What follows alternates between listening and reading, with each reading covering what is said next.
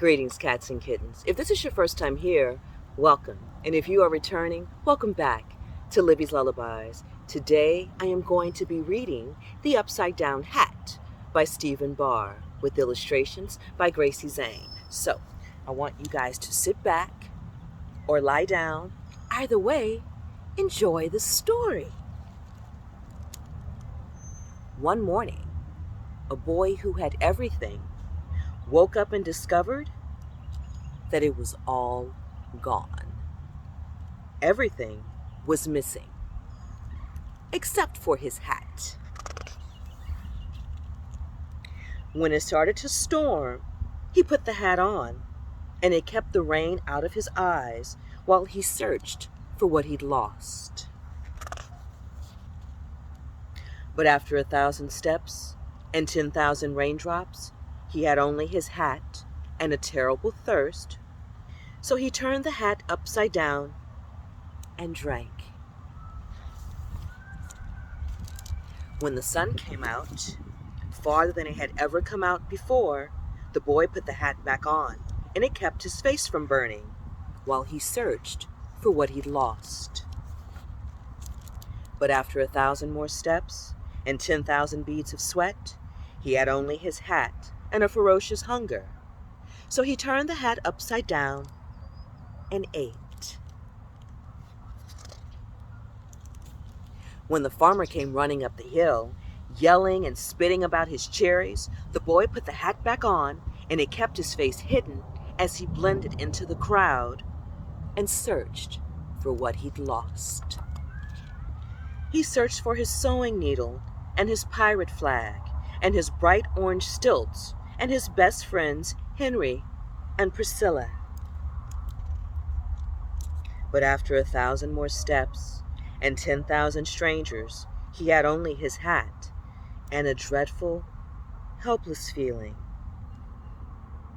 So he turned the hat upside down and begged. All day and all night, the boy asked for help until the streets were empty and his path was clear. When the boy made it to the top of the tallest mountain, he looked out over his half of the world and searched for what he'd lost.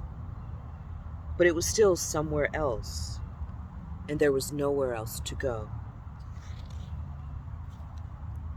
So he put the hat back on, because he didn't want to lose the only thing he had left while he slept, and slept, and slept. In his dream, the boy was angry, so he turned the mountain upside down, and in the valley it left behind, he found his sewing needle, and his pirate flag, and his bright orange stilts, and Henry and Priscilla, and everything else he'd lost, exactly as he'd left it. But his hat was missing. So he took a few more steps up and out of the valley and left everything behind.